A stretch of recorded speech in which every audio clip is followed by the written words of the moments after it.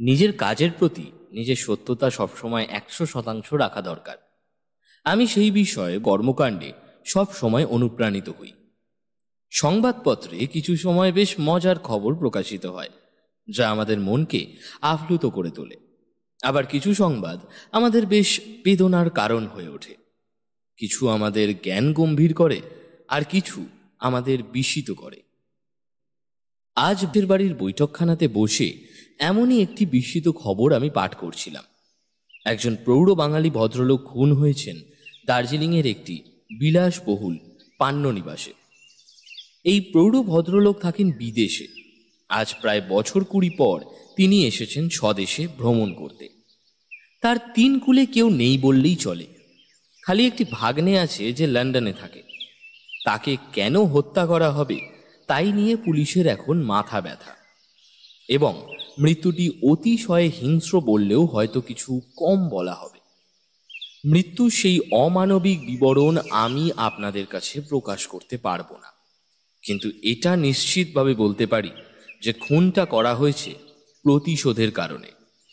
আমি খবরটা পড়ে তার বিবরণ দেব তার আগেই সে বলে ওঠে, তুমি যে খবরটির কথা বলতে চাইছো তা আমি আগেই দেখেছি। আমায় এই বিষয়টিকে নিয়ে একবার বের হতে হবে। কেন, দার্জিলিংয়ের বদলে কলকাতায় করা উচিত বুঝি? আমি তা বলছি না, আমি বলছি যে খুনটা ভুল লোককে করা হয়েছে। মানে? মানে কৃতকার্য অন্য কারোর হওয়ার কথা ছিল আর হলো। তুমি বলছো খুন লক্ষ্যভ্রষ্ট হয়েছে? ঠিক তাই। ভুল জায়গায় কার্য সম্পন্ন হয়েছে। তুমি কি করে এত নিশ্চিত হয়ে বলছো? খবরটা পড়ে আমার তাই মনে হয়েছে। আচ্ছা, তা তুমি কি পড়লে শুনি? তুমি কি লক্ষ্য করেছ যিনি এই ঘটনায় সাক্ষ্য দিয়েছেন, মানে তার পাশের ঘরটিতে যিনি ছিলেন, তার নামটা কি? হ্যাঁ, বরুণ ব্যানার্জি। তিনি একজন প্রৌঢ় ভদ্রলোক, বড় ব্যবসাদার বা বলতে পারো পুঁজিপতি। তার বড় বড় 3টি কারখানা আছে এবং বিদেশি মাল রপ্তানি আর স্বদেশি বস্তু সরবরাহ করেন। তিনি নাকি উত্তরবঙ্গের ফলের রপ্তানি করবেন, তাই দার্জিলিংয়ের বড় কারবারিদের সঙ্গে আলাপ আলোচনা করছেন। ঠিকই দেখেছো। আর যিনি মারা গিয়েছেন তার নামটা খেয়াল করেছো কি? তার নাম তার নাম না তো, ঠিক খেয়াল করিনি তো। লেখাটার শেষের দিকে আছে, একবার দেখে নাও। আমি খবরের কাগজে লেখাটার শেষের দিকে একবার দেখে নিয়ে বললাম, হ্যাঁ, মৃতের নাম বরুণ পুরকায়স্থ। তার মানে আততায়ী খুব বড় একটা ভুল করে ফেলেছে। তার এই বরুণ পুরকায়স্থ বাবুকে মারার কোনো উদ্দেশ্যই ছিল না, আর থাকবেই বা কেন? যে লোকটির এই চৌহদ্দিতে কারোর সাথে কোনো যোগাযোগ নেই। যাকে সেসব কথা, আসল কথাটি হলো যে খুনি খুন করতে চেয়েছিল তার পড়শি বরুণ ব্যানার্জি মশাইকে। আর এটাও ঠিক যে বা যারা খুন করেছে তারা ব্যানার্জি বাবুকে ঠিক করে চিনত না। ভাড়াটে খুনি? তা সঠিকভাবে বলা মুশকিল, বুঝলে। এতটা নিশ্চিত হচ্ছ কি করে? কেননা যদি তারা ব্যানার্জি মশাইকে চিনত, তাহলে ঘর ভুল হয়েছে বুঝতে পেরে তারা আবার ঠিক ঘরের দিকে যেত। তাহলে এখন আর কিছুই না। আমাকে একটি টেলিগ্রাম পাঠাতে হবে, নইলে হয়তো আরও একটি খুন হয়ে যেতে পারে। কথাটি শেষ হতে না হতেই উঠে দাঁড়ালো। তার বেরোবার কথা জানিয়েই চলে গেল। আসতে অনেক দেরি হলো। আমি জিজ্ঞেস করলাম, টেলিগ্রাম করে এলে? সরাসরি টেলিগ্রাম করলাম না, লালবাজারে বড়বাবুর কাছে গিয়ে আগে জানিয়ে আসলাম বিষয়টি কি হতে পারে। তাতে তিনি আমার কথায় সায় দিলেন এবং আমি তাকে বললাম দার্জিলিংয়ের ওসিকে বলে দেয় তিনি যেন নিজেই বরুণ ব্যানার্জির সুরক্ষার দায়িত্বটা গ্রহণ করে। এবার দেখার বিষয়টি হলো যে কে বা কারা বরুণ ব্যানার্জির ওপর এরকম প্রতিশোধ নেওয়ার চেষ্টা করতে পারে। তা এখন কি ভাবছো, দার্জিলিংয়ের উদ্দেশ্যে রওনা হবে? না না, যেখানে আমাকে কেউ নিজে থেকে ডাকেনি সেখানে আগ বাড়িয়ে যাওয়াটা উচিত হবে না। তাছাড়া এই মুহূর্তে আমি যা বুঝতে পারছি তাতে বরুণ বাবুর পুলিশি পাহারায় আশা করি কোনো অঘটন ঘটবে না। তুমি এতটা নিশ্চিত হচ্ছ কিভাবে বলো তো? কেননা পুলিশি পাহারার মধ্যে দিয়ে আততায়ীরা এতটা সাহস দেখাবে না যে আবার কারোর ওপর আক্রমণ করে। এতে তাদের পক্ষে খুব বিপজ্জনক হয়ে পড়বে। তা ঠিক, কিন্তু তা কতদিন? এক না একদিন তো বরুণবাবুর পুলিশি পাহারা উঠে যাবে। সেক্ষেত্রে তখন তার ওপর যে আবার আক্রমণ হবে না। তাই আততায়ীকে খুঁজে বের করতে হবে, এবং আমি নিশ্চিত যে পুলিশ এখানে সফল হবে। কেননা যখন এভাবে নৃশংসতার সাথে কেউ আক্রমণ করে, তখন কিছু না কিছু সূত্র সে নিশ্চয়ই রেখে যায়। সেই সূত্রটাকে ভালো করে দেখে চিনে নিলেই তাদের খোঁজ পাওয়া যাবে। সেদিন এই বিষয়ে আর কোনো কথা হলো না। পরদিন সকালে বসে আছি বৈঠকখানায়, খবরের কাগজ পড়ছে। বেশ কিছুদিন হলো হাতে তেমন কোনো কেস নেই। যাও বা 2-4টে ছিল, তা বিশেষ কিছু নয়, ওই সামান্য চুরি আর কিছু হারিয়ে যাওয়ার তদন্ত। আমি মনে মনে ভাবলাম, যদি এই দার্জিলিংয়ের কেসটা তার হাতে নেয় তবে ভালোই হয়। অনেকদিন হলো কোনো জম্পেশ তদন্ত করা হয়নি। আমারও কাজের কোনো চাপ নেই, যাও বা অল্প ছিল তাও আমি মিটিয়ে নিয়েছি। এখন কিছুদিন হলো প্রায় সময় বাড়িতেই কাটিয়ে দিচ্ছি বা বৈঠকখানায় আড্ডা দিচ্ছি। তার মধ্যে অনেকদিন কোথাও বাইরেও যাওয়া হয়নি। তাই এখন এই কেস নিলে বেশ ভালোই হয়। আমি কাল ব্যাপারটা নিয়ে কিছু জিজ্ঞেস করতে যাব, এমন সময় বাইরে একটি আওয়াজ হলো। আমার পাশে বসে খবরের কাগজ পড়ছিল সেও বাইরের উদ্দেশ্যে তাকালো। একটু বাদেই দরজায় কড়া নেড়ে উঠল। আমি উঠে গিয়ে দরজা খুলে দিতেই দেখতে পেলাম একজন বয়স্ক ভদ্রলোক দাঁড়িয়ে আছেন। লম্বায় প্রায় 6 ফুট, স্বাস্থ্যবান চেহারা, চওড়া কাঁধ, ফ্রেঞ্চ কাট দাড়ি, ভালোই গোছগাছ করে রেখেছেন নিজেকে। সব মিলিয়ে চেহারায় বেশ একটা ব্যক্তিত্ব ফুটে উঠেছে। তবুও তার সেই ব্যক্তিত্বের মধ্যে দিয়ে কিছু বিচলিত ভাব প্রকাশ পাচ্ছে। আমি তাকে উদ্দেশ্য করে জিজ্ঞেস করলাম, আপনি কাকে চাইছেন? হ্যাঁ আছেন, আপনি আসুন, ভেতরে আসুন। প্রফুল্লবাবু ভেতরে প্রবেশ করলেন। দেখিয়ে দিতেই তিনি বললেন, আসলে আমি খুব বিপদে পড়ে আপনার কাছে এসেছি। নমস্কার। ঠিক আছে, আপনি আগে বসুন, তারপর আমি আপনার সব কথা শুনছি। ধন্যবাদ, আমায় ক্ষমা করবেন। এভাবে না বলে আপনাদের এখানে চলে আসলাম, কিন্তু আমার আর কোনো উপায় নেই। আপনি আমার কথাটি একটু শুনুন। লোকটি বসতেই পুটিরামকে ডেকে বলল ভদ্রলোকের জন্য 1 গ্লাস জল নিয়ে আসতে। পুটিরাম জল নিয়ে ঘরে প্রবেশ করতেই গ্লাসটা ভদ্রলোকের দিকে এগিয়ে দিল। ভদ্রলোক এক চুমুকে জলটা শেষ করে ফেললেন। তারপর সে একটু স্থির হয়ে বসলেন। তারপর বললেন, আমার নাম প্রফুল্ল বোস। আমি ভারতীয় স্টেট ব্যাংকের একজন অবসরপ্রাপ্ত অফিসার। আমি ওখানে স্বাধীনতার আগে থেকেই কাজ করছি। প্রায় 35 বছর হলো সেখানে কাজে রয়েছি। আমি থাকি শীতের মোড়ে চশমা কলের নিকটে এসি বোস লেনে। বাড়িটি আমার ঠাকুরদা তৈরি করেন।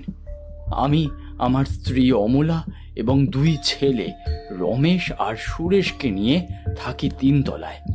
দোতলায় বসবার ঘর, রান্নাঘর, খাবার ঘর ইত্যাদি সব আছে, এবং 1 তলায় 2 জন চাকর আর একজন রান্নার লোক থাকে। যাই হোক, ওইসব কথা থাক। এবার আসার কারণটা বলি আপনাকে। আমি খুব বিচলিত হয়ে আছি। সপ্তাহখানেক আগে আমি একটি হুমকির চিঠি পাই। চিঠি তো ঠিক নয়, মনে হয় একটা কিছু সংকেত পত্র। এই যে দেখুন দেখুন। আপনার ওপর কোনো আক্রমণ হয়েছে কি? হ্যাঁ, আসলে আমি প্রথমে ব্যাপারটাকে ঠিক গুরুত্ব দিইনি। আমার বাড়িতেও এই চিঠির বিষয়ে কেউ কিছুই এখনো অবধি জানে না। কিন্তু গতকাল বাড়ির সামনে দিয়ে যেতে যেতে একজন আমার দিকে ছোঁড়া তাক করে ছোঁড়ে। আমি তখন ওই বারান্দায় বসেছিলাম। ছোঁড়াটা আমার পাশে দেওয়ালে বেঁধে যায়। আমার প্রাণ যাই হোক অল্পের জন্য বেঁচে যায়। তাড়াতাড়ি চিৎকার করে মানুষ জড়ো করতে চেয়েছিলাম এবং ওই লোকটিরও পিছু নিতে চেয়েছিলাম, কিন্তু সে তার আগেই সেইখান থেকে চম্পট দেয়। পরে আমি আমার চাকরদের সাথে বাইরে যাই, যেখান থেকে ছোঁড়া মেরেছে সেখানটাতে কোনো সূত্র পড়ে রয়েছে কিনা একবার দেখতে গেছিলাম, কিন্তু আমি কিছুই পাইনি। আমি খুব বিচলিত হয়ে পড়ি।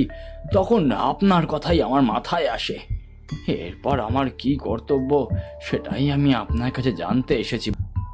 এই সময় পুটিরাম চা ও জলখাবার নিয়ে ঘরে ঢুকলো। প্রফুল্লবাবুর দিকে 1 কাপ চা আর জলখাবার এগিয়ে দিল। আমি প্রশ্ন করলাম, আপনি পুলিশকে খবর করেননি? করেছি, তবে পুলিশের ওপর না আমার আস্থা নেই বললেই চলে, এবং তারাও আমার কথা সেরকম গুরুত্ব দিচ্ছে না। তাই সেই জন্যই এক প্রকার আমি আপনার কাছে এসেছি। খানিকক্ষণ পর সে গম্ভীর কণ্ঠে বলে, দেখুন প্রফুল্লবাবু, আপনি যদি মনে করেন যে আমি দিনরাত আপনার বাড়ির সামনে ছদ্মবেশে থাকব, তাহলে কিন্তু আপনি ভুল করছেন। ও কাজ আমার দ্বারা সম্ভব নয়। আমি আপনার হয়ে না হয় পুলিশকে জানিয়ে দিচ্ছি যে আপনার পাহারার এবং সুরক্ষার প্রয়োজন আছে, তাতে হয়তো তারা আপনাকে পাহারা দিতে রাজি হবে। এর চেয়ে বেশি কিছু করতে পারবো বলে তো আমার মনে হয় না। চায়ের কাপ নামিয়ে প্রফুল্লবাবু অপ্রস্তুত মুখে বললেন, না না, আমি সেই জন্য আসিনি। আপনি আমায় ভুল বুঝছেন হয়তো। আমি বলছিলাম, আমার কেন জানি না মনে হচ্ছে মৃত্যু আসন্ন। আর আমি যদি মরে যাই, তাহলে আমি চাইছি যে আপনি আমার খুনের তদন্ত করবেন।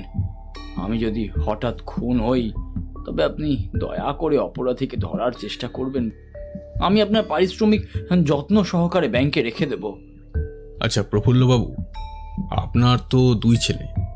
আগে হ্যাঁ। আপনার ছেলেদের বয়স কত? আমার বড় ছেলের বয়স ওই 26 আর ছোটটি 23। তাহলে তো তারা স্বাবলম্বী। তারা কি কাজ করে? আসলে আমার বড় ছেলে বেশি পড়াশোনা করেনি, ওই 12 ক্লাস পাস। বর্তমানে সে একটি বড় বুক হাউসের ম্যানেজার, এবং আমার ছোট ছেলে ইঞ্জিনিয়ারিং পাশ করে গ্লাস অ্যান্ড সিরামিকে ঢুকেছে। আপনার কোনো শত্রু আছে বলে আপনার মনে হয়, যে আপনার প্রাণ নিতে পারে? দেখুন, এমনিতে আমার কোনো শত্রু নেই।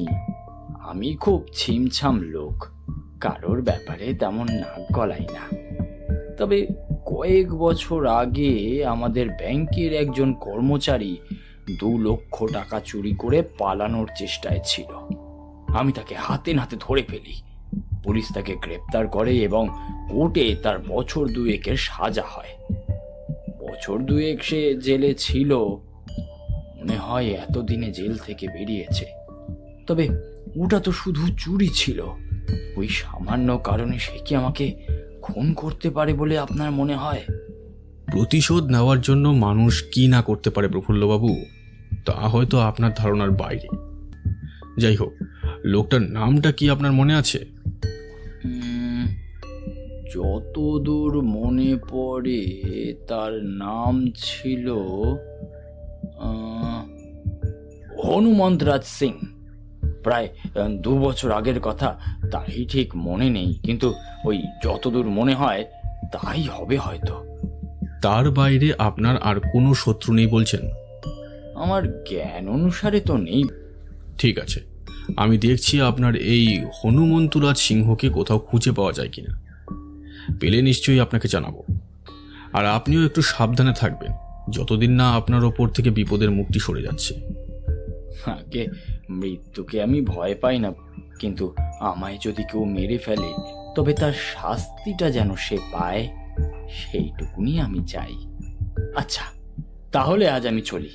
নতুন কিছু ঘটলে আপনাকে অবশ্যই জানাবো, কেমন?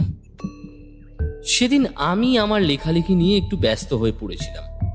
প্রফুল্লবাবুর জীবন ধারণের ব্যাপারে অনুসন্ধানে বেরিয়ে পড়ে। সেদিন আর তার সাথে আমার যাওয়া হয়নি, সে বিষয় নিয়ে আর কথাও হয়নি। পরদিন সকালে জল খাওয়ার পর মনে ধোঁয়া ছাড়তে ছাড়তে খবরের কাগজ পড়ছিল। এমন সময় টেলিফোনটি বেজে ওঠে। উঠে গিয়ে ফোন ধরল। মিনিটখানিক কথা বলার পর ফোন ছেড়ে দিয়ে একটু এগিয়ে আসতেই আবার ফোনটা বেজে উঠল। বলাই বাহুল্য, ফোনটা ধরল। একটু বাদে ফোন ছেড়ে দিয়ে আমাদের কাছে এগিয়ে বলে ওঠে, ওঠো, আমাদের এক্ষুনি বেরোতে হবে। কেন, কি হয়েছে? কে ফোন করেছিল? 2টো খবর আছে, একটি ভালো খবর আর একটি খারাপ। কোনটি আগে শুনতে চাও? খারাপ খবরটি কি? প্রফুল্লবাবু খুন হয়েছেন। সে কি? কোথায়? তার নিজের ঘরে। কোনো মতে গায়ে জামা কাপড় গলিয়ে বেরিয়ে পড়লাম। যেতে যেতে আমি বললাম, আর ভালো খবরটি কি? ভালো খবরটি হলো দার্জিলিংয়ের খুনি ধরা পড়েছে। বরুণ ব্যানার্জির কারখানার দারোয়ানের ছেলে খুনটা করেছিল। সে কেন খুনটা করলো? তার বাবা রাতে গার্ড দেওয়ার সময় হঠাৎ হৃদরোগে আক্রান্ত হয়ে মারা যায়। সে সময় বরুণবাবু তাদের কোনো সাহায্য করেননি, দেখাও করেননি। পরে এই ছেলে অনেক কষ্টে দার্জিলিংয়ের ওই হোটেলে কাজ করে সংসার চালাতে শুরু করে। তবে একদিন সে জানতে পারে তার বাবার কারখানার মালিক এবং তার নিরিখে তার বাবার মৃত্যুর জন্য দায়ী লোকটি তার কর্মস্থলে উপস্থিত হয়েছে। তখন সে তাকে খুন করতে অবসর হয়, কিন্তু ভাগ্যের নিরিখে একজন নিরীহ লোককে নির্মমভাবে সে হত্যা করে। তাকে ধরা গেল কি করে? প্রথমত পান্থনিবাসের সদর দরজা দিয়ে বা অন্য কোনো প্রবেশদ্বার দিয়ে কেউ ভেতরে আসেনি বা বাইরেও যায়নি। তার মানে যে খুনটি করেছে সে ভেতরেই ছিল। দ্বিতীয়ত, খুনি তার খুনের যাবতীয় সূত্র সেই ঘরেই রেখে দিয়েছিল। খুনের সময় সে বালিশ দিয়ে বরুণবাবুর শ্বাসরোধ করে। ধস্তাধস্তির সময় তার জামার কিছু অংশ বরুণবাবুর হাতে চলে আসে। তাতে বোঝা যায় যে হোটেলের কর্মীর মধ্যে একজন এই কাজটি করেছে। উপরন্তু যে ছুরি দিয়ে বরুণবাবুর দেহে প্রহার করেছিল সেটিকেও পরে তার ঘর থেকেই পাওয়া যায়। পরে সে জবানবন্দিতে জানায় যে সে এই কাজটি প্রতিশোধের জন্যই করেছিল। কথা বলতে বলতেই আমরা পৌঁছে গেলাম প্রফুল্লবাবুর বাড়িতে। বাড়ির সামনে অনেক পুলিশের আনাগোনা। ভিড় ঠেলে আমরা ভেতরের দিকে অগ্রসর হই। প্রফুল্লবাবুর বাড়িটা দেখতে সুন্দর হলেও খুবই পুরনো। 3 তলায় যেতেই ইন্সপেক্টর কৌস্তব সেন এগিয়ে এসে বললেন, রমেশবাবু আমাকে আপনার কথা বলেছেন। প্রফুল্লবাবু মৃত্যুর আগে নাকি আপনার বাড়ি গিয়েছিলেন? হ্যাঁ, গতকাল সকালেই তিনি আমার বাড়ি গিয়েছিলেন। তার সন্দেহটাই ঠিক হলো। আচ্ছা, মৃতদেহ কি এখনো আছে? হ্যাঁ আছে। আপনি দেখতে চাইলে ওনার শোয়ার ঘরে যান। রমেশবাবু আর সুরেশবাবুকেও ওখানেই পাবেন। কৌস্তববাবুর কথা মতো আমরা বাঁ দিকের দ্বিতীয় ঘরে ঢুকলাম। প্রথমেই রমেশবাবু আর সুরেশবাবুর সঙ্গে আলাপ হলো। দুজনকেই অনেকটা প্রফুল্লবাবুর মতোই দেখতে। রমেশবাবুর কাছে আমরা জানতে পারলাম প্রফুল্লবাবু রোজ ভোর 6টার সময় ওঠেন। কোনোদিন এর ব্যতিক্রম হয় না। আজ 6:30তেও ওঠেননি দেখে রমেশবাবু ঘরের একটি গুপ্ত দরজা দিয়ে ভেতরে ঢোকেন। এই দরজার কথা প্রফুল্লবাবু, রমেশবাবু ও সুরেশবাবু ছাড়া আর কেউ জানে না, এমনকি তাদের বাড়ির ভৃত্যরাও না। এই দরজা তৈরি করার কারণ, যদি কোনো কারণবশত দরজা ভেতর থেকে বন্ধ হয়ে যায় এবং ভেতরের লোক অসুস্থ হয়ে পড়েন, তখন দরজা না ভেঙে ওই গুপ্ত দরজা দিয়ে ঢোকা যাবে। তাই রমেশবাবু ঘরের ভেতর ঢুকেই দেখেন এই কাণ্ড। তখনই তিনি বাড়ির লোকজনকে ডাকেন এবং পুলিশে খবর দেন। রমেশবাবুর কথা শুনতে শুনতেই মৃতদেহ এবং তার আশপাশটি খুঁটিয়ে দেখতে লাগল। মৃতদেহ খাটের উপর ছিল, বুকে ছুরি বসানো, চারদিকে রক্ত ছড়িয়ে পড়েছে। দেখে যা মনে হচ্ছে ঘুমের ঘোরেই তাকে মারা হয়েছে এবং মৃত্যুটা গভীর রাতেই হয়েছে। হঠাৎ কি যেন দেখে চমকে উঠল। তারপর সুরেশবাবুকে জিজ্ঞেস করলো, গতকাল প্রফুল্লবাবুর হাতে যে হীরের আংটিটা দেখেছিলাম সেটা তো এখন দেখছি না। কেন, সেটা নেই নাকি? বাবা তো ওটা সবসময় পরে থাকতেন। চুরি হলো নাকি? তাই তো মনে হচ্ছে। কৌস্তববাবুকে খবরটা দেওয়া দরকার। কৌস্তববাবুকে খবরটা দিতেই তিনি চলে এলেন। বললেন, তাহলে খুনের একটা কারণ পাওয়া যাচ্ছে। এতক্ষণ তো কোনো সূত্রই পাওয়া যাচ্ছিল না। খুনের আরেকটি বড় কারণ থাকলেও থাকতে পারে কৌস্তববাবু, সেটি হয়তো আপনি জানেন না। কি কারণ? প্রফুল্লবাবুর ওপরে আগে একবার আক্রমণ হয়ে গিয়েছে। তিনি একটি হুমকি ভরা চিঠিও পেয়েছিলেন। সে বিষয়ে তিনি আমার কাছে এসেছিলেন, যদিও তিনি আমার কাছে আসবার আগে পুলিশের কাছেও গিয়েছিলেন। যাই হোক, এখন আমাদের তদন্ত করে দেখতে হবে কে বা কারা প্রফুল্লবাবুর ক্ষতি করতে চেয়েছিলেন এবং তাকে হত্যা করলেন। প্রফুল্লবাবু কি আপনাকে কিছু জানিয়েছিলেন? হ্যাঁ, তা জানিয়েছিলেন বটে। আচ্ছা, পরে আসছি সেসব কথায়। একটা ব্যাপারে আমার খটকা লাগছে। খুনি ঘরে ঢুকলো কি করে আর বেরোলোই বা কি করে? ঘরের দরজা তো ভেতর থেকে বন্ধ ছিল। তাহলে সে কি এই গুপ্ত দরজার কথা জানতো?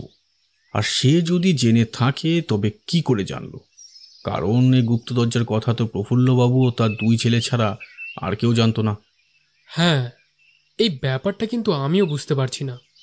যাই হোক, আজ আমি চলি। ডেড বডি পোস্টমর্টমের জন্য পাঠাতে হবে। কাল এসে আমি আপনাদের সবার জবানবন্দি নেব। কৌস্তববাবু ডেড বডি পোস্টমর্টমের জন্য পাঠিয়ে দিয়ে তার লোকজন নিয়ে চলে গেলেন।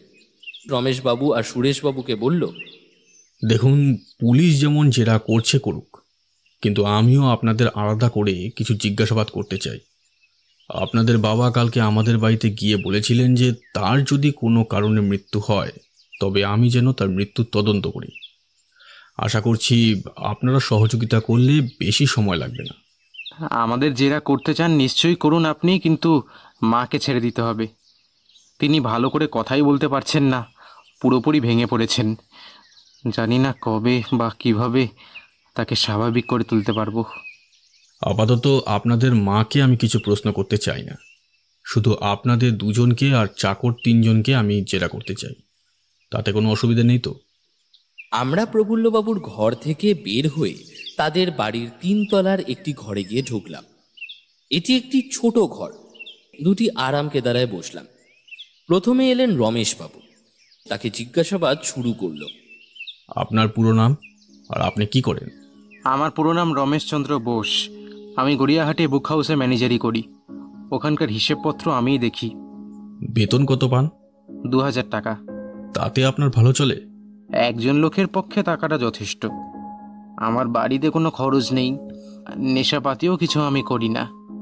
আর তাছাড়া বাবার কাছে যখন আমি যা চেয়েছি তখনই বাবা আমাকে দিয়েছে। আচ্ছা, প্রফুল্লবাবুর সঙ্গে আপনার সম্পর্ক কেমন ছিল? মানে কোনো বিষয় নিয়ে আপনাদের মধ্যে মনোমালিন্য হয়েছিল কি? পিতা পুত্রের মধ্যে যেমন সম্পর্ক থাকা উচিত আমাদের মধ্যেও তেমনই ছিল। অবশ্য সকাল আর রাত ছাড়া বাবার সঙ্গে আমার বিশেষ দেখা হতো না। আর মনোমালিন্য তো সব সংসারেই থাকে, সেটা থাকাই স্বাভাবিক নয় কি? সম্প্রতি আপনার সঙ্গে প্রফুল্লবাবুর কোনো ঝগড়া হয়েছিল কি? হুম, আমার তো সেরকম কিছু মনে পড়ছে না। ঠিক আছে, আপনি এখন আসতে পারেন। পরে প্রয়োজন পড়লে আপনাকে ডেকে নেব। রমেশবাবু চলে যাওয়ার পর সুরেশবাবু ঘরে প্রবেশ করলেন। তাকে ইশারায় বসতে বলল। তারপর সুরেশবাবুকে জিজ্ঞেস করল, আপনার পুরো নাম সুরেশচন্দ্র বোস কি, তাই তো? হ্যাঁ, আপনি কি কাজ করেন? আমি গ্লাস অ্যান্ড সিরামিক্সের ইঞ্জিনিয়ার। কত মাইনে পান? এমনিতে 5000, তবে ওই কেটে কুটে মোটামুটি 3000 টাকা হাতে পাই। তাতে আপনার ভালো মতন চলে? আমি একা মানুষ, আমার আর কত টাকার দরকার বলুন? আর টাকার প্রতি যদি আমার লোভ থাকতো তাহলে আমি বিদেশে গিয়ে চাকরি করতে পারতাম। বেশ বেশ। আপনার বাবার সঙ্গে আপনার সম্পর্ক কেমন ছিল? বাবার সঙ্গে কখনো কোনো খারাপ ব্যবহার করছি বলে তো আমার মনে হয় না। ঠিক আছে, আমার আপনাকে আর কিছু জিজ্ঞাসা নেই, আপনি এখন যেতে পারেন। চাকর 2 জনকে আর আপনাদের রান্নার লোকটিকে এক এক করে পাঠিয়ে দেবেন। সুরেশবাবু নিশ্চয়ই বলে ঘর থেকে বেরিয়ে গেলেন। একটু পরে একজন 30-35 বছরের লোক ঘরে ঢুকল। মোটা সোটা চেহারা, পেটে। লোকটির চোখ মুখ নির্লিপ্তের মতো। তাকে প্রথমেই তার নাম জিজ্ঞেস করল। উত্তরে সে বলল, আগে আমার নাম হলো জগা। বয়স কত? তা প্রায় 34 বছর। কত বছর এখানে কাজ করছো? আগে তা বছর খানেক তো বটেই। আগে কোথায় কাজ করতে? আগে একজন উকিল বাবুর বাড়িতে আমি কাজ করতাম। সেখানে কাজ ছেড়ে দিলে কেন? আগে তিনি চলে গেলেন তাই। কোথায় চলে গেলেন? আগে দিল্লি ওকালতি করতে। তোমার মনিব কেমন লোক ছিলেন? আমার মনিব খুব ভালো মানুষ ছিলেন বাবু। তাছাড়া তিনি আমাকে খুব স্নেহও করতেন। মাসে 200 টাকা আর থাকা খাওয়া তো আছেই। তুমি তাতে সন্তুষ্ট ছিলে? আগে মাস হিসাবে 200 টাকা তো কম নয়। আমার আর বাড়তি খরচ তো নেই, পুরো টাকাই আমি আমার দেশের বাড়িতে পাঠিয়ে দিই, তাদেরও ভালোই চলে যায়। বেশ, এবার তুমি যেতে পারো। বাবুর আর এক কাজের লোক যে আছে তাকে আসতে বলে দাও। আগে হ্যাঁ হুজুর। মিনিট 5 যেতে না যেতেই অন্য চাকরটি ঘরে এসে ঢুকল। এ বেশ লম্বা কিন্তু রোগা। মোগলাই গোপ দাঁড়িয়ে আছে, পরনে ফতুয়া আর পায়জামা, চোখের চাহনিতে যথেষ্ট বুদ্ধির ছাপ। হাবভাব দেখে শিক্ষিত মনে হয়। তার আপাদ মস্তক একবার নিরীক্ষণ করে জিজ্ঞেস করলো, তোমার নাম কি? আগে শচীনচন্দ্র পালিত। তোমাকে দেখে তো কম বয়সে আর শিক্ষিত মনে হচ্ছে। আগে আমার বয়স 32 বছর। আমি 8 ক্লাস পাশ করেছি। তাহলে তুমি এখানে কাজ করছো কেন? আসলে বাবু, আগে একটি দপ্তরে কাজ করতাম, পরে ওই দপ্তর বন্ধ হয়ে গেল, আর তারপর থেকেই কাজের অভাব। পরে বাবুই আমায় কাজে রাখেন এখানে। কতদিন এখানে কাজ করছো? আগে তা বেশি দিন নয়, সবে 5-6 মাস হয়েছে। প্রফুল্লবাবু তোমার প্রতি কিরকম ব্যবহার করতেন? আগে তার কথা কি বলবো বলুন তো। আমি যে এমন মনিব পেয়েছিলাম, সেটা আমার পরম সৌভাগ্য। তিনি আমাকে খুবই স্নেহ করতেন। আমায় উনি যদি কাজে না রাখতেন তাহলে। তুমি আগে কোথায় কাজ করতে বললে? আগে আগে আমি বাড়ির কাজ করতাম না, আমি একটি স্ট্যাম্পের দপ্তরে কাজ করতাম। তাই এখানে তুমি কত মাইনে পেতে? আগে তিনি আমাদের সবাইকেই সমান মাইনেই দিতেন, শুধু রান্নার লোককে 50 টাকা বেশি দিতেন। তাই জগার মতো আমারও মাইনে 200 টাকা, আর ওই থাকা খাওয়া। তিনি কাউকেই উভয়ের থেকে বেশি দিতেন না। তোমার ঘর সংসার নেই? আগে না, মা বাবা গত হয়েছেন আজ অনেক দিন হলো। বিয়ে করনি? না, করিনি। বেশ, এবার তুমি এসো। শচীন চলে যাওয়ার কিছুক্ষণের মধ্যেই রান্নার লোকটি এসে গেল। দেখেই মনে হয় রান্নার ঠাকুর। মাঝারি গড়ন, কিন্তু বেশ তাগড়াই ভুঁড়ি রয়েছে। চিবুকে একটি বেশ বড় তিলও আছে। এরও চোখে মুখে একটা বুদ্ধির ছাপ লক্ষ্য করা যায়। চোখে একটি শীতল ভাব। ব্যোমকেশ ওর নাম জিজ্ঞেস করতেই সে উত্তরে বলে, বাবু, আমার নাম শ্যামাচরণ দে, কিন্তু সবাই আমাকে শ্যাম বলেই ডাকে। তা কলে কলে কত হলো? আগে 45 বছর তো হবেই। তাহলে বলতে হয় এখানকার সব থেকে পুরনো লোক তুমি। হ্যাঁ, তা প্রায় 17 বছর ধরে এখানে কাজ করছি বলেই তো মনে হয়। আচ্ছা বলো তো, প্রফুল্লবাবু কেমন লোক ছিলেন বলে তোমার মনে হয়? আমি বাবুকে এত বছর ধরে দেখছি, অত্যন্ত সরল মানুষ ছিলেন। আমরা সবাই তাকে খুব শ্রদ্ধা করতাম। তাকে কেউ এভাবে খুন করবে আমি তো ভাবতেই পারছি না বাবু। তা তোমার মাইনে তো 250 টাকা, তাতে তোমার চলে? আগে হ্যাঁ বাবু। আচ্ছা, এই যে প্রফুল্লবাবু খুন হলেন, এই ব্যাপারে তুমি কাউকে সন্দেহ করো? বাড়ির লোকের মধ্যে কেউ এই কাজ করেছে বলে তো আমার মনে হয় না বাবু। দাদাবাবুরা বড়বাবুকে খুব শ্রদ্ধা করতেন, তার কথার উপর দিয়ে কেউ কখনো যেতেন না। কিন্তু কে যে করেছে আমার মাথায় তো কিছুই আসছে না বাবু। ঠিক আছে, তুমি এবার এসো। এরপর রমেশবাবু আর সুরেশবাবুর কাছে বিদায় নিয়ে বাড়ি ফিরে এলাম। সারা রাস্তায় একটিও কথা বলেনি, আমিও কিছু জিজ্ঞেস করিনি। বাড়ি ফিরে এসে ও নিজে থেকেই বলল, খুনি যদি বাড়ির লোক হয়, তাহলে যে জিনিস দিয়ে সে ছোড়াটা ধরেছিল তা নিশ্চয়ই নিজের কাছে রাখতে সাহস পাবে না। পুলিশ বাড়ি তল্লাশি নিচ্ছে, যেখানেই সেটা লুকিয়ে রাখুক তারা ঠিক খুঁজে বের করবে। খুনি সেটা জানে। তাই আমার মনে হয় বাড়ির পেছনে যে জঙ্গল মতো জায়গাটা আছে, সেখানে ভালো করে খুঁজতে হবে। আমার মনে হয় সেখানেই এমন কিছু একটা পাওয়া যাবে যার সাহায্যে এই মৃত্যু রহস্যের পর্দা উঠবে। এখন আমাদের কর্তব্য জায়গাটায় একবার অনুসন্ধান করে দেখা এবং আরও কিছু খোঁজ খবর নেওয়া। ওখানকার কিছু লোকের কথা ঠিক মিলছে না। তুমি কি করে জানলে যে বাড়ির পেছনে একটা জঙ্গল মতো জায়গা আছে? কই, আমি তো কিছু লক্ষ্য করিনি। মৃতদেহ দেখবার ফাঁকে আমি ঘরের প্রতিটি জানালা দিয়ে উকি দিয়ে দেখেছি, তখনই জায়গাটা লক্ষ্য করি। যা পরিমাণ অপরিচ্ছন্ন তাতে মনে হচ্ছে বেশ খাটতে হবে। সন্ধে 6টা নাগাদ বেরিয়েছিল, ফিরল 9:30 নাগাদ। ফিরে এসে বলল, ঠিক যা ভেবেছিলাম তাই। কি ভেবেছিলে?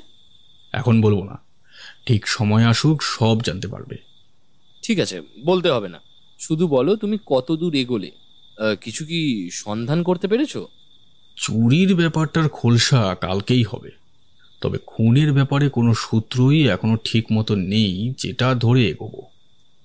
তবে জঙ্গল জায়গাটা অনুসন্ধান করলে আশা করি কোনো সূত্র পাবো।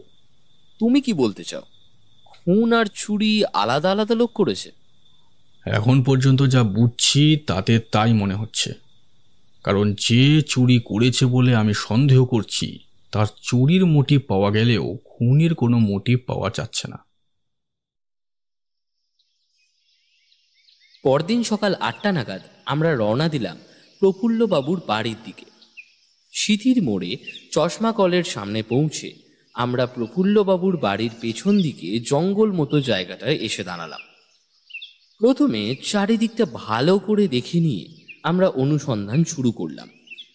মিনিট 15 ধরে খোঁজার পর যখন প্রায় হতাশ হয়ে পড়েছি, তখনই হঠাৎ আমার চোখে পড়ল এক জায়গায় একটা গাছের ডালে কি যেন আটকে রয়েছে। কাছে গিয়ে দেখি সেটা একটি সবুজ রুমাল। দেখাতেই সে তাড়াতাড়ি সেটিকে নিয়ে উল্টে পাল্টে দেখতে দেখতে হঠাৎ কি যেন দেখে আনন্দে লাফিয়ে উঠল। আমি জিজ্ঞেস করলাম, কি হয়েছে? যা চেয়েছিলাম ঠিক তাই। এইখানটা ভালো করে দেখো, কিছু দেখতে পাচ্ছ? আমি দেখলাম যে জায়গাটা দেখাচ্ছে সেখানটা একটু রক্ত লেগে রয়েছে। আমরা যে রুমালটা খুঁজছিলাম এইটা যে সেটা, তাতে আর কোনো সন্দেহ রইল না। আমি জিজ্ঞেস করলাম, তাহলে এবার এটাকে নিয়ে কি করবে? দেখি না কি করি বলে প্রফুল্লবাবুর বাড়ির দিকে এগিয়ে চলল। গেটের মুখে রমেশবাবুর সঙ্গে দেখা। আমাদের দেখে বললেন, আরে কি ব্যাপার, এত সকালে যে? পকেট থেকে সদ্য উদ্ধার করা রুমালটা বের করে বলল, এই রুমালটা কি আপনার? এটা না, এই রুমালটা তো আমার নেই। ও আচ্ছা আচ্ছা, আমারই ভুল হয়েছে হয়তো। আমি ভাবলাম এটা মনে হয় আপনার কাছেই দেখেছিলাম। যাই হোক, আপনি বুঝি কাজে বেরোচ্ছেন? হ্যাঁ, ওই হামলার কারণেই তো বাবা আপনাদের দ্বারস্থ হন। তখন আমি মনে করেছিলাম হয়তো ডাকাতি বা কোনো রকম ভয় দেখানোর জন্য ওরকম হচ্ছে। কলকাতার পরিস্থিতির সাথে যে আপনিও যথেষ্ট পরিচিত, কিন্তু এখন ভেবে মনে হয় ব্যাপারটা অন্য রকম ছিল। বলতে বলতে গলার স্বর ভারী হয়ে গেল রমেশবাবুর। আচ্ছা ঠিক আছে, আপনি এবার আসুন, ধন্যবাদ। রমেশবাবু চলে গেলেন। আমরাও গেট পেরিয়ে আরও খানিকটা এগোতেই সুরেশবাবুর সঙ্গে দেখা হয়ে গেল। তাকেও সেই রুমালটা দেখিয়ে বলল, দেখুন তো সুরেশবাবু, এই রুমালটা কি আপনার? না, এই রুমাল তো আমার নয়। এরপর চাকর দুজন আর রান্নার লোকটিকেও রুমালটা দেখিয়ে একই প্রশ্ন করল। তারা প্রত্যেকেই বলল যে এই রুমাল তাদের কারণ নয়। তারই সাথে প্রফুল্লবাবুর ওপর আক্রমণের কথাও জিজ্ঞেস করে নিল, যদিও কারোর কাছ থেকে কোনো সৎ উত্তর পাওয়া যায়নি। ইতিমধ্যে সুরেশবাবু আমাদের বৈঠকখানায় এনে বসিয়েছেন। ঘরটা ঘুরে দেখতে দেখতে দেওয়ালে টাঙানো একটি ফটোর সামনে দাঁড়িয়ে পড়ল। ছবিটা একটা গ্রুপ ফটো। প্রফুল্লবাবুকেও তার মধ্যেই দেখলাম। মনে হয় তিনি যে ব্যাংকে কাজ করতেন সেখানকার কর্মচারীদের নিয়েই ছবিটা তোলা। সুরেশবাবু আমাদের পাশেই ছিলেন। তাকে জিজ্ঞেস করলো ফটোটা কয়েকদিনের জন্য নিজের কাছে রাখতে পারেন কিনা। ভদ্রলোক সঙ্গে সঙ্গেই রাজি হলেন। খবরের কাগজে ফটোটা মুড়ে আমার হাতে দিল। এরপরেই আমরা সেখান থেকে চলে এলাম। রাস্তায় আসার সময় কোনো কথা বলল না, মাঝে মধ্যে অল্প বিস্তর হাসছিল। আমি যতটুকু চিনি তাতে এইটুকু বলতে পারি যে ও নিশ্চয়ই কোনো সূত্র পেয়েছে যা দিয়ে এই রহস্যের উদ্ঘাটন করা সম্ভব। হঠাৎ বলল, তুমি বাড়ি যাও, আমার একটা কাজ আছে, আমি সেগুলো সেরে আসছি। কাজটা কি? পরে বাড়ি এসে বলবো, চলি। বেলা 12:30 নাগাদ তার মুখ দেখে মনে হলো সে অত্যন্ত চিন্তিত। কোনো কিছু সে গভীরভাবে ভাবছে, তবু তার মধ্যে একটু খুশির ছোঁয়া আছে। কিছুক্ষণ বসে থাকার পর সে বলল, যে ফটোটা আনলাম সেটা নিয়ে আসো তো। আমি ফটোটা আলমারি থেকে বের করে টেবিলের ওপর রাখলাম। ছবিটা হাতে নিয়ে প্রথমে সেটা ভালো করে দেখল। তারপর ফ্রেম থেকে ফটোটা খুলে ফেলে পেছনের সাদা দিকটা দেখতে লাগলো। আমি দেখলাম পেছনের দিকে ছোট ছোট অক্ষরে সকলের নাম লেখা আছে। হঠাৎ পেয়েছি বলে লাফিয়ে উঠল। আমি অবাক হয়ে বললাম, কি পেয়েছো? এই দেখো, ছবির পেছনে কার নাম লেখা? হনুমন্ত রাজ সিং। তার মানে বাঁ দিক থেকে তৃতীয় জন হনুমন্তর রাজ সিং। মনে পড়ল, প্রফুল্লবাবু বলেছিলেন এই হনুমন্তর রাজ সিং নাকি 2 লক্ষ টাকা চুরি করে পালাতে গিয়েছিলেন। তিনি হাতে নাতে তাকে ধরে ফেলেন। ছবিতে দেখে মনে হলো লোকটিকে দেখতেও চোরের মতো, কিন্তু আমার মনে হলো এই লোকটিকে আমি কোথায় যেন দেখেছি। আমার খটকার কথা বলতেই ও আমার পিঠ চাপড়ে বলল, বাহ, তোমার চোখ আগের থেকে অনেক ভালো হয়েছে বলে মনে হচ্ছে। তুমি ঠিকই ধরেছ, কোথাও তো দেখেছি, আমারও তাই মনে হচ্ছে, কিন্তু কোথায় যেন লোকটাকে দেখেছি। আচ্ছা, তুমি কি বিকেলে আবার যাবে নাকি প্রফুল্লবাবুর বাড়ির ওখানে? আজ আর কোথাও যাব না, বুঝলে, গিয়ে কোনো লাভও হবে বলে মনে হয় না। তার চেয়ে ভালো আজ বাড়িতে বসে শুধু ভাববো। আর ওই চুরির ব্যাপারটা কি হলো? হ্যাঁ, চুরিটার কিনারা করতে পেরেছি মনে হচ্ছে যদিও, কিন্তু 100% নিশ্চিত নয়। কিন্তু যতদূর বুঝছি তাতে এই লোক ছাড়া আর কেউ হতে পারে না। কোনটার কোনো কিনারা করতে পারছি না। তোমাকে একটা কথা বলবো করে ভুলে যাচ্ছি। তুমি দেখেছো কিনা জানি না, আমি কিন্তু গোপালের হাতে একটা আংটি দেখেছি। তাতে লেখা ছিল H.S, কিন্তু ওর নাম তো শচীন পালিত। এটা আমিও লক্ষ্য করেছি, কিন্তু সন্দেহের কোনো কারণ দেখছি না। শচীন 8 ক্লাস পড়া মানুষ। হ্যাঁ, তার মানে তো ও পড়ালেখা জানে। সে জানতে পারে, তবে ইংলিশ হয়তো জানে না। এমনি হয়তো ওরকম লিখেছে। বলতে বলতে হঠাৎ চোখ জল জল করে উঠল। সে বলল, দাঁড়াও, তোমাকে একটা জাদু দেখাই। বলে একটা পেন্সিল নিয়ে কোলের ওপর রাখা ফটোর মধ্যে স্কেচ করে কিছু আঁকতে লাগলো। তারপর ফটোটা আমায় দেখিয়ে বলল, এই দেখো, এই দেখো। কি জাদু তো! আমি অবাক হয়ে দেখলাম। ততক্ষণে প্রফুল্লবাবুর বাড়িতে ফোন করেছে। ফিরে এসে বলল, আজ সন্ধ্যা 7টায় প্রফুল্লবাবুর বৈঠকখানায় সবাই উপস্থিত থাকবে। আমি ইন্সপেক্টর কৌস্তববাবুকে নিয়ে যাব, তুমিও সঙ্গে থাকবে। সন্ধ্যা 6টা নাগাদ বের হলাম প্রফুল্লবাবুর বাড়ির উদ্দেশ্যে। সঙ্গে সেই গ্রুপ ফটোটাও নিয়ে নিল। কিন্তু প্রথমে আমরা গেলাম থানায়। সেখানে কৌস্তববাবুকে সব কথা বলে তাকে আমাদের সাথে নিয়ে বের হলাম। কৌস্তববাবুর সঙ্গে 2 জন কনস্টেবলকেও নিয়ে এলাম। প্রফুল্লবাবুর বাড়ি পৌঁছে দেখি সবাই দোতলার বৈঠকখানায় জড়ো হয়েছেন। আমরা সবাই ঘরে ঢুকে আরাম কেদারার ওপর বসলাম। প্রফুল্লবাবুর স্ত্রী খুবই অসুস্থ হওয়ায় তাকে আর এই বৈঠকে আনা হয়নি। জগাকে 1 গ্লাস জল নিয়ে আসতে বলল। জল খেয়ে নিয়ে তারপর উঠে দাঁড়িয়ে তার বক্তব্য শুরু করল। আমাদের সকলের শ্রদ্ধেয় প্রফুল্লবাবু আজ আর নেই। তার মৃত্যুর আগে তিনি আমাকে অনুরোধ করেছিলেন, তিনি যদি হঠাৎ মারা যান তাহলে আমি যেন তার তদন্ত করি। আমি তার ইচ্ছা অনুযায়ী তদন্ত করেছি এবং আমার মনে হয় আমি খুনিকে চিহ্নিত করতে পেরেছি। এখানে আরও একটা কথা বলে রাখি, প্রফুল্লবাবুকে খুন করা ছাড়াও তার হাতের আংটিও চুরি করা হয়েছে। প্রথমে অন্য সকলের মতো আমারও মনে হয়েছিল যে খুন আর চুরি একই লোক করেছে, কিন্তু আমি তদন্ত সূত্রে জানতে পেরেছি খুন আর চুরি 2টি আলাদা আলাদা লোকের কাজ। তবে প্রথমে আসবো খুনের কথায়। এখানে আপনাদের একটা ঘটনার কথা জানাই। এটা অবশ্য প্রফুল্লবাবুর মুখে শোনা। হয়তো আপনাদের মধ্যে কিছু লোক এই বিষয়টির সাথে পরিচিত। কয়েক বছর আগে তিনি যে ব্যাংকে কাজ করতেন, সেই ব্যাংকের হনুমন্ত রাজ সিং বলে একজন লোক 2 লক্ষ টাকা চুরি করে পালানোর চেষ্টায় ছিল, কিন্তু প্রফুল্লবাবু তাকে হাতে নাতে ধরে ফেলেন। সুতরাং এটা বোঝাই যায় যে এই লোকটি মানে হনুমন্ত রাজ সিংহের প্রফুল্লবাবুর ওপর একটা আক্রোশ আছে এবং সে প্রফুল্লবাবুর ওপর প্রতিশোধ নেওয়ার জন্য প্রফুল্লবাবুকে খুন করতে পারে। প্রফুল্লবাবু আমাদেরকে জানায় যে হনুমন্ত রাজ সিংহের 2 বছরের কারাদণ্ড হয়েছিল এবং আমি খোঁজ নিয়ে জানতে পারি সে সেই কারাদণ্ডের মেয়াদ শেষ করেছে আজ থেকে 1 বছর আগে। মানে এটা সম্ভব যে হনুমন্ত রাজ সিং প্রতিশোধের জন্য খুন করতে পারে এবং এক্ষেত্রে সেটাই হয়েছে। তাহলে আপনি বলতে চান বাড়ির বাইরের লোক খুন করেছে, কিন্তু সে এই বাড়িতে ঢুকলো কি করে? না, আমি কিন্তু তা বলিনি। আমি শুধু বলেছি হনুমন্ত খুন করেছে। সে বাইরের লোক সেটা কিন্তু আমি বলিনি। সে কি, এসব কি বলছেন আপনি? সে বাইরের লোক নয়, তবে কে?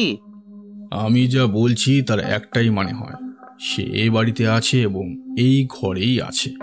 কিন্তু কি করে, কিভাবে তা? কিছু বলার আগেই সুরেশবাবু বললেন, ছদ্মবেশে কি? ঠিক ধরেছেন সুরেশবাবু, সে এ বাড়িতে ছদ্মবেশ নিয়েই আছে। তার ছদ্মবেশটা বেশ ভালো, আমিও প্রথমে চিনতে পারিনি। তবে তাকে চেনবার আগে আমি শচীনকে কিছু প্রশ্ন করব। তোমার নাম তো শচীন চন্দ্র পালিত, মানে ছোট করে লিখলে এসপি, কিন্তু তোমার আংটিতে HS লেখা কেন? আর সবাই নিজের আংটিতে তো নিজের নামের আদ্যাক্ষরই লেখে, তা তোমারটা এরকম কেন? না না না না, ওটার কোনো মানে নেই, আমি ওটা এমনিই পড়েছি। না শচীন বাবু, আপনি বেশ শিক্ষিত, এতটুকু বোঝার মতো ক্ষমতা আপনার আছে। না, এর কোনো মানেই নেই, এটি একটি আংটি তো মাত্র, ব্যাস আমার পছন্দ হয়েছিল আমি তাই পড়েছি। কিন্তু আমি যদি বলি ওটাই তোমার নামের আদ্যক্ষর? তুমি চালাকিটা ভালোই করেছিলে। প্রথমে আমিও বুঝতে পারিনি তোমার নাম আদপেও শচীন চন্দ্র পালিত নয়। কি তাই তো হনুমন্ত রাজ সিং? আর তুমি প্রতিশোধ নেওয়ার জন্য প্রফুল্লবাবুকে খুন করেছ। না না, এগুলো কি বলছেন যাতা? তুমি ধরা পড়ে গেছো হনুমন্ত রাজ সিং।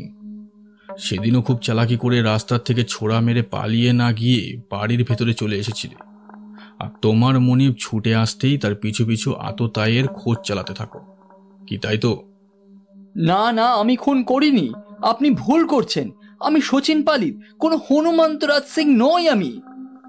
ঠিক আছে, আংটির কথা না হয় বাদই দিলাম, কিন্তু তার থেকে বড় প্রমাণ আমার কাছে আছে হনুমন্ত। বলে ব্যাগ থেকে সেই গ্রুপ ফটোটা বার করলো। দেখলাম হনুমন্তের মুখের ওপর কালকে করা সেই স্কেচটা নেই, মনে হয় আগেই সেটা মুছে ফেলেছে। যে ব্যাংকে প্রফুল্লবাবু কাজ করতেন সেই ব্যাংকের কর্মচারীদের নিয়ে তোলা এই ছবি। এই যে দেখা যাচ্ছে বাদিক থেকে 3 নম্বর, ইনি হলেন হনুমন্ত রাজ সিং। এবার আমি আপনাদের একটা জিনিস দেখাবো, দেখুন মনোযোগ দিয়ে। বলে পকেট থেকে পেন্সিল বের করে আবার হনুমন্তের মুখে স্কেচ করল। তারপর সেটা সকলের সামনে তুলে ধরার পর দেখা গেল ছবিটায় দাড়ি গোঁফ করে দিয়েছে, আর ওই পরিবর্তনের ফলে হনুমন্তের মুখটা বদলে অবিকল শচীনের মুখের মতন হয়ে গেছে। এর চেয়ে তুমি আর কি বড় প্রমাণ চাও হনুমন্ত? কি এবার ঠিক তো শচীনরূপী হনুমন্ত? দেখলাম হনুমন্ত মাথা হেট করে দাঁড়িয়ে আছে। কনস্টেবলরা এসে তার হাতে হাত কড়া পরিয়ে নিয়ে গেল। আপনি কখন প্রথম শচীনকে সন্দেহ করেন? যখন রুমালটা আপনাদের সকলকে দেখাই তখন থেকেই আমি শচীনকে সন্দেহ করি, কারণ রুমালটা দেখা মাত্র ওর মুখে একটা আতঙ্ক ছড়িয়ে পড়েছিল। অবশ্য খুবই নিপুণভাবে তারপর সে নিজেকে সামলে নেয়। তখনই আমার সন্দেহ হয় যে ওই খুন করেছে, কিন্তু কেন এইটাই বুঝতে পারছিলাম না। হনুমন্ত বিষয়টা আমার জানা ছিল, তাও 2 এ 2 4 করতে পারছিলাম না। পরে আমার প্রিয় বন্ধু হনুমন্তের আংটির কথাটা না বললে হয়তো সত্য উদ্ঘাটনে আমার আরো সময় লেগে যেত। কিন্তু যদি শচীনই খুনটা করে থাকে, তাহলে সে প্রফুল্লবাবুর ঘরে ঢুকলো কি করে আর বেরোলোই বা কি করে? শচীন প্রফুল্লবাবুর খুব বিশ্বস্ত ও অনুগত চাকর ছিল এবং সব সময় সে প্রফুল্লবাবুর কাছে কাছে থাকত। আমার মনে হয় সে প্রফুল্লবাবুর কাছে গুপ্ত দরজাটার সম্বন্ধে জানতে পেরেছিল, আর সেটা কোথায় আছে তাও হয়তো প্রফুল্লবাবু শচীনকে বলেছিলেন। শচীন সেই গুপ্ত দরজা দিয়েই ঘরে ঢোকে এবং প্রফুল্লবাবুকে খুন করার পর সে ওই দরজা দিয়েই বাইরে বেরিয়ে আসে। কিন্তু প্রফুল্লবাবু তো এই হনুমন্তের সাথে কাজ করতেন, তবে উনি কেন ওকে চিনতে পারলেন না? প্রথমত বয়স একটা বড় কারণ কৌস্তববাবু, আর দ্বিতীয়ত আমি তার দপ্তর থেকে জানতে পেরেছি যে তারা একসঙ্গে কাজ করতেন না। একই দপ্তরের আলাদা আলাদা বিভাগে তারা নিযুক্ত ছিলেন। কাকতালীয়ভাবে প্রফুল্লবাবু হনুমন্তকে চুরি করতে দেখে ফেলে এবং সে ধরা পড়ে।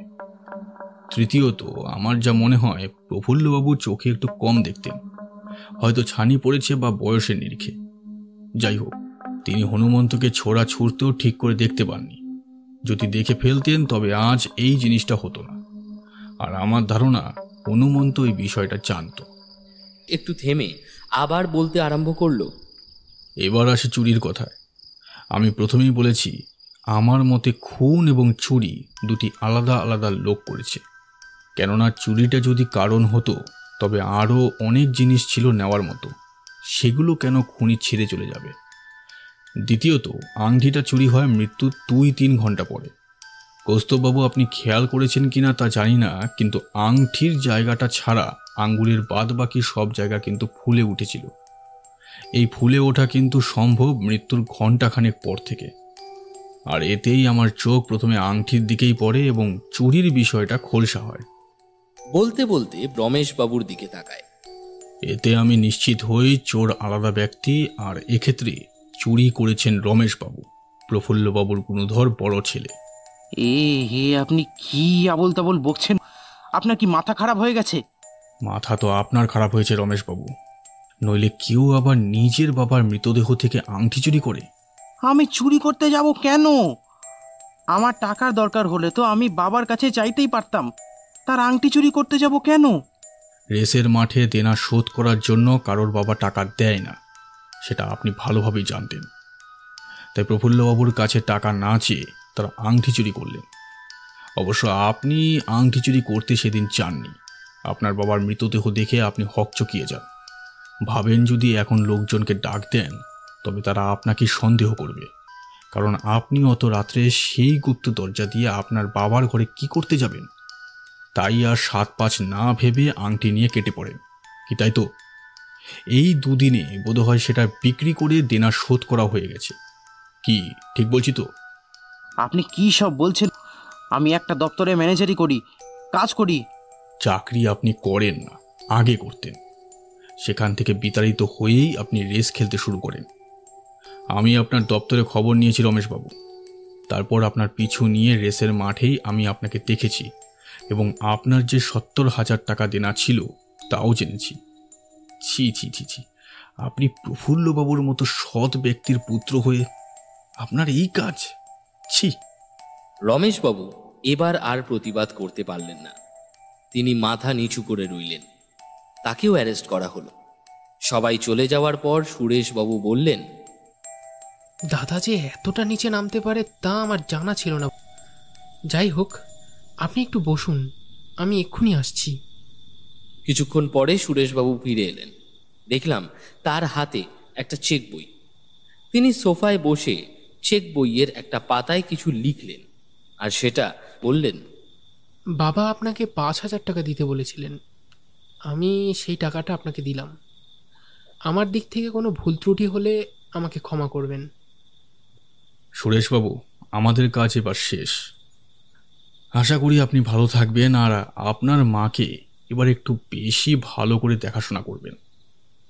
স্বামীর মৃত্যু, ছেলের জেল, এসব তিনি খুব একটা বেশি সহ্য করতে পারবেন না। তাকে দেখে রাখার দায়িত্ব এবার আপনার। আচ্ছা, আজ আমরা তবে চলি। নমস্কার। আমরা একে অপরকে প্রীতি নমস্কার জানিয়ে বিদায় নিলাম।